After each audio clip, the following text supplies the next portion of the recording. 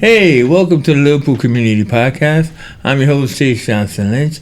And once again, I'm joined here by people from my past that I feel that I would like to hear more about, I like to be updated on, but I also think you will find them just as fascinating as I do. And I'm joined here not by one, but two women here that runs an organization called Four Wings. Hello, ladies. How you doing? Hi, Chase. Nice to see you. Well, nice to see you too. So, I mean, basically, I should also introduce that you are Ciiku and Marie Claire. See, I could have said Ciiku Sonagard, but then I didn't want to get it wrong. Yeah.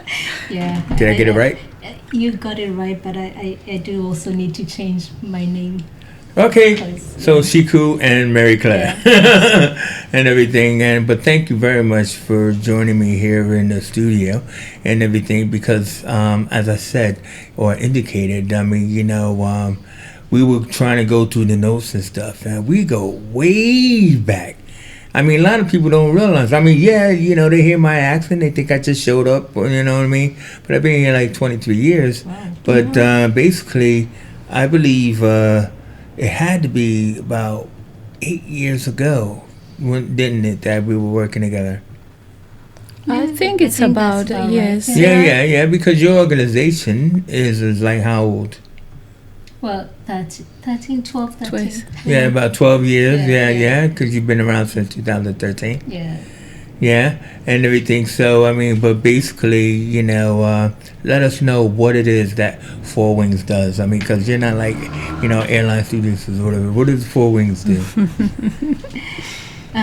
So Four Wings works alongside women who've experienced various barriers in their lives. And usually it's women who are displaced, they face trauma, and what we do is we pick them up and work alongside them in taking the next steps in their lives, whatever that is, if it's regaining self-esteem or rediscovering themselves or learning new skills.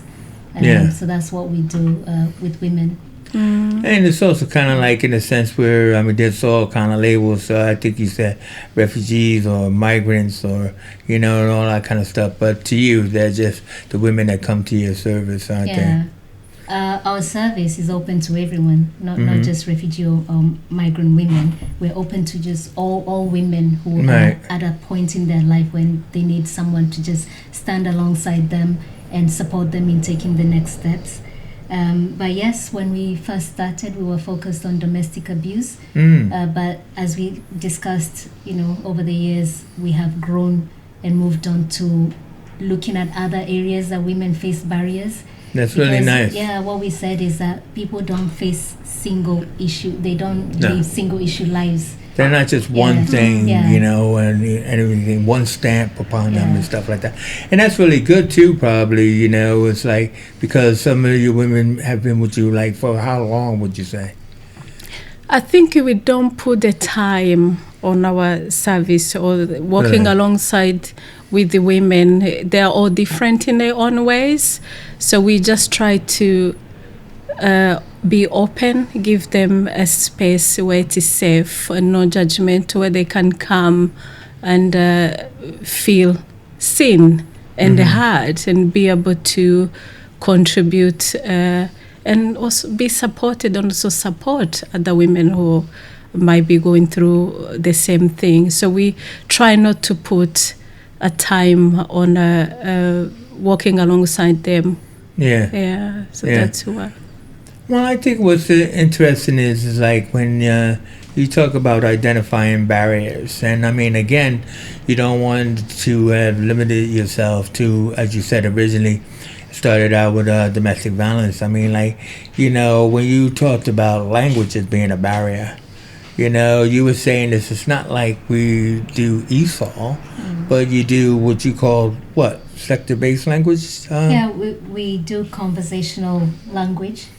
And also, if we're doing, for example, an employment project, we'll look at sector-based English because people are at a point where they don't have the luxury of learning the language from scratch, like all the grammar in the world. Sometimes people just need to, and it's a system that gets them to hit the ground running. So really, they don't have the time to learn everything. That would take a lot of years. Yeah. So we support women in just being able to integrate through conversation. And if they're going to work, let's say, I don't know, in the NHS, we will support them in language based on the NHS or the medical sector. Yeah. And I think for us as well, using non-formal method is very important when you're working alongside with people who have been through trauma and domestic abuse, because the concentration of formal it doesn't work with them.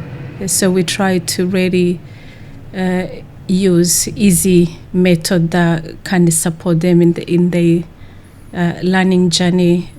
So that's why conversational English is better than that's what works. You also were saying, Ciiku, that like one of those like set barriers is kind of like, well, you know, when people have a status, you know, and they're trying to go for a job, it's kind of like they don't seem to be able to get like various different types of jobs that they actually want, because somebody just, you know, looks on the paper, look at their status first and everything. But then you were saying that that's why when you're focusing on what you said, you're focusing on mock interviews. And I think you're just starting this, or you've been doing this for some time? On what, sorry? The mock interviews. Oh, the mock interviews. No, we've done these employment projects before, maybe a few years back, but now we're really narrowing down the offer that we have because of the barriers that we've identified. We've had of people coming back from interviews, and you hear things like, oh, you might not fit into the culture. So now what we're doing is we're having sessions on UK work culture, you know, and giving people opportunities to shadow or volunteer somewhere, so that then that's not an excuse to not giving someone an opportunity, because they can show, I have worked or volunteered in a UK company or organization. Right. I have taken this course where I learned about the UK work culture. So it's things like that. It's just removing any barrier that the women have identified, and supporting them on just, you know, feeling part of our society.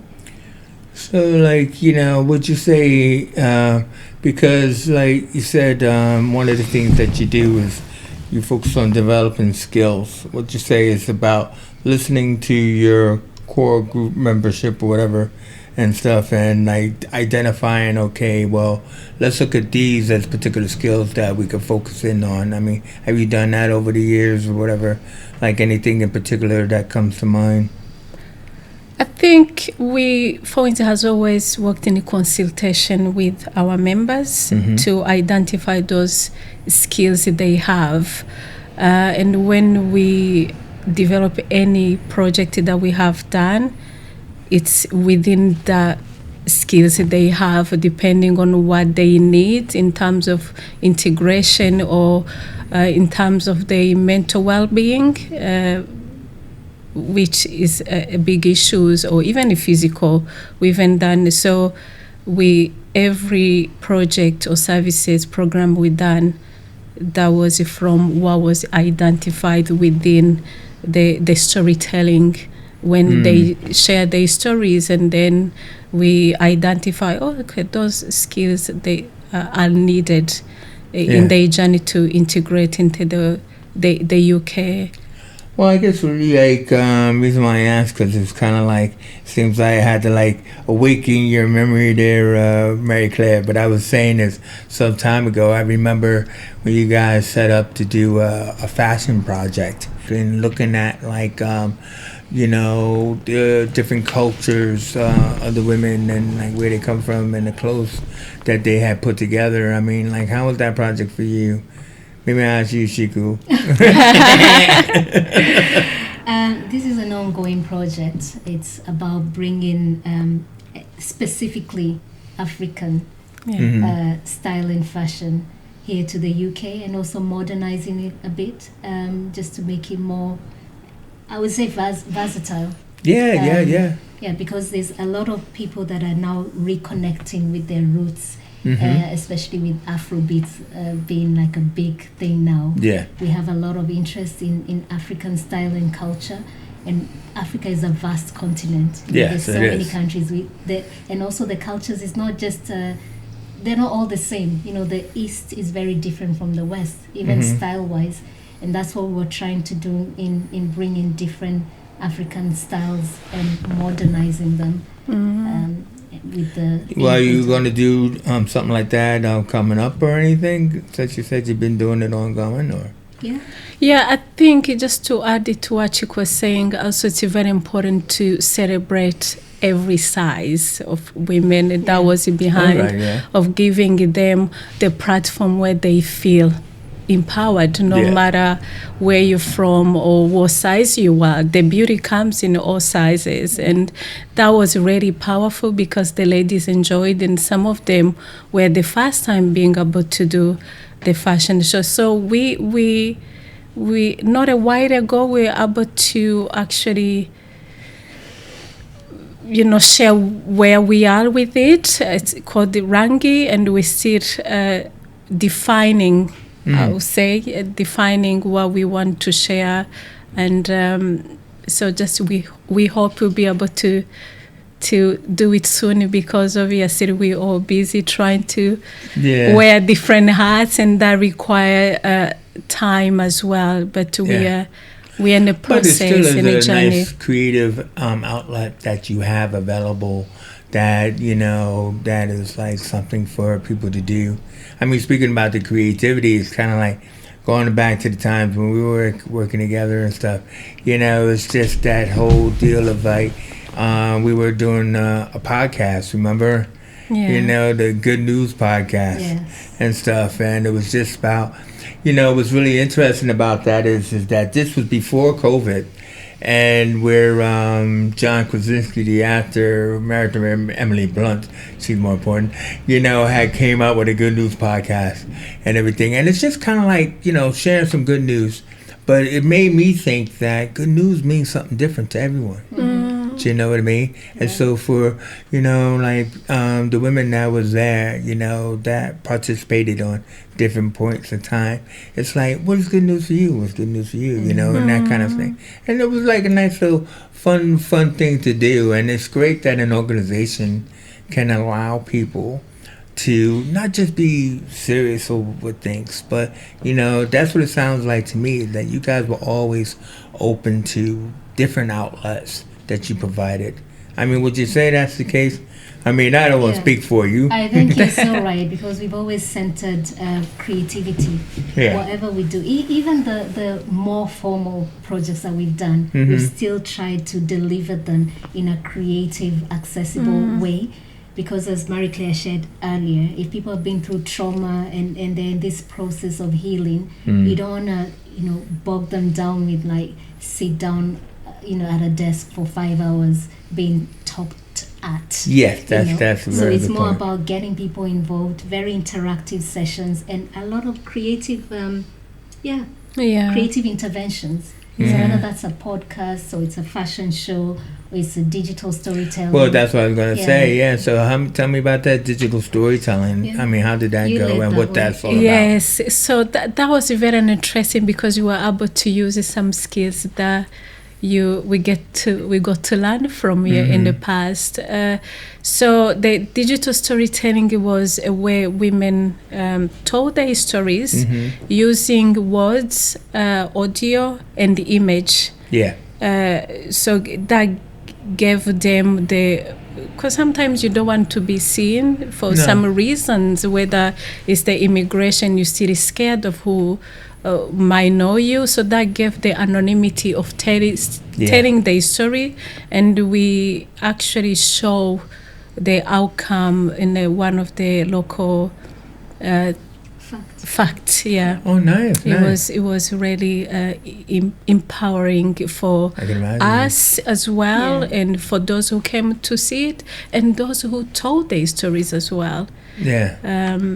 So it was. We're still doing storytelling because it's one of our core projects, but in different ways. So, I mean, like, tell me about, like, funding, you know, because, I mean, like, I know funding is always an issue with various different companies and stuff like that, and, like, you know, it's always a good chance to say, I mean, are you funded, or are you looking for funding, or? We're always looking for funding. You know what? This is the pat answer that people always say. Don't they always say that, Phil? We're always looking for funding. Always true. It is always true, but then again, take this opportunity to say, yes, we're looking for particular funding. Ask me. Ask me. Ask me. Yeah. I'm looking for funding. Yeah, exactly. You know what I mean? Yeah, we are. I mean, that's the fact. We're always looking for funding. But right now, actually, and it's good that you brought that up, is we are transitioning. We can't tell you everything because we don't want to give everything away at this point. All these secrets. But we are transitioning. We want to create a really empowering space for women where they can get employment opportunities using the skills that they have to generate some income for themselves and also for us to run for Wings because the funding landscape can be very intense and competitive. And we want to be able to have that autonomy to get some income for ourselves that's not from funding. So does this involve like getting a new place, or does it just involve expanding it's around what's the in your social place? enterprise, so where we generate money for ourselves, so that we're not just dependent on funding. So even though so you're saying you can't, I can't tell you now. But It's when hush-hush. I know it's on the QT, but still it's like when do you expect it to be announced or launched or whatever? We're expecting to announce it in the new year. So we're just putting some things in place. We think it's going to be a very powerful and empowering project. Nice. We think there's a scope for it to also be replicated in other parts of the country. Nice. Because people need to take ownership of their lives, And even us as an organization, when you're dependent on funding, you don't really feel truly empowered. So it's important to also be able to generate some income for yourselves, to have that autonomy to make decisions on what you want to do, rather than being told, we're giving you money and this is what you should do. That's not so empowering. And we're not knocking down funding because we have gotten to where you want a little bit more, like you said, control over what it is you do, and you don't want to have to tick the boxes. I mean, that's what happens with a lot of funding, isn't it? It's always about ticking the boxes and making sure you do this, do that, and everything. You want to just kind of like be able to do because this is like how you feel, and this is what we want to make happen. That's very interesting because over the years we've had a conversation with that. We are very grateful. There are some funders who have actually been funded us over and over. They've been our supporters. But I think there is still a gap between the funders and the grant work organization, because when you fund a project, you have to use the money exactly where you've been funded. But there's always other things that associated with the funding that you can't. So it's really hard, even though for Wings have been going for 12 years. It hasn't been an easy journey, just surviving on a project's funding, which limits the resource of what you could reach or you could do. So I think definitely this new project or business model will hopefully give us create more windows, but we still need. So funding. I mean, like and coming down at the end now is like, what kind of what do you want people to know out there? Like, what kind of people are you looking for, or maybe looking for you? Even though you said that we're open to everyone and stuff like that, but I mean that in your experience benefits the most from Four Wings. I think the people on the extreme margins, people who sort of just get missed and they fall through the gaps of traditional or the mainstream services that are there. Because there's a lot of people we work in collaboration with that will catch most of the people that need support. So what our role is we're closer to the ground and we catch those who really fall through the gaps. And those are the women we're looking to work alongside, and anyone who supports that. Any person who supports that work with people on the extreme margins, we also want to collaborate with. So I mean, how can people like find you? Or I mean, I know it's like you're talking about sometimes the subjects are sensitive or personal, but in your social media, how can people find you? Oh, you can find us on Instagram, which is the main. This is the main place to go if you want to really see what we're up to. Oh yeah. We have a website, so that's forwings.co.uk. Yeah, but it's always hard to find a website unless you know what it's I mean, the website, and it needs updating. Yeah. But Yeah. if you go on our Instagram, and our handle is at 4wings1uk. At. Yeah. Or 4wings1uk.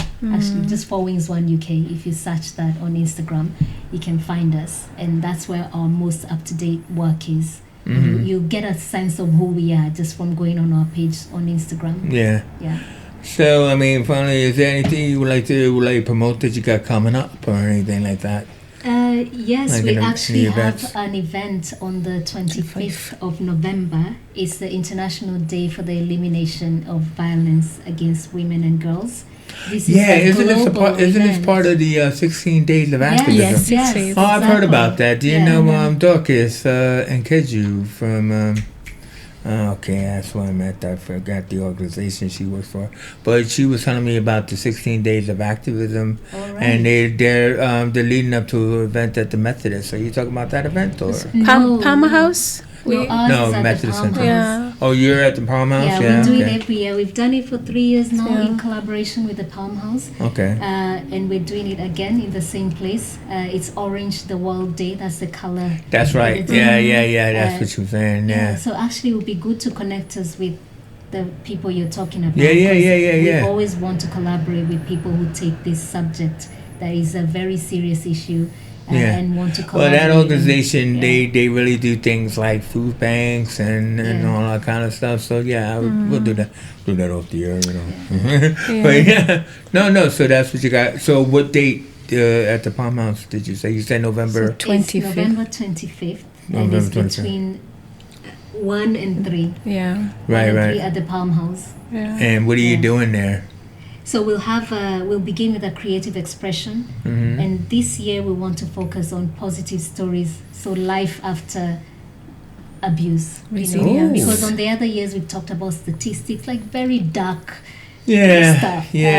And now we want to focus on what comes after. Some positive stories. very So we'll be interesting. doing some poetry and Yeah, Yeah. some body expressions. If yes, Yeah. so there is will be also conversational. Yeah. Yeah, in terms of the resilience that goes in hand to hand with being a survivor. So Nice. yeah, Nice. please, whoever's watching or listening, come and join us.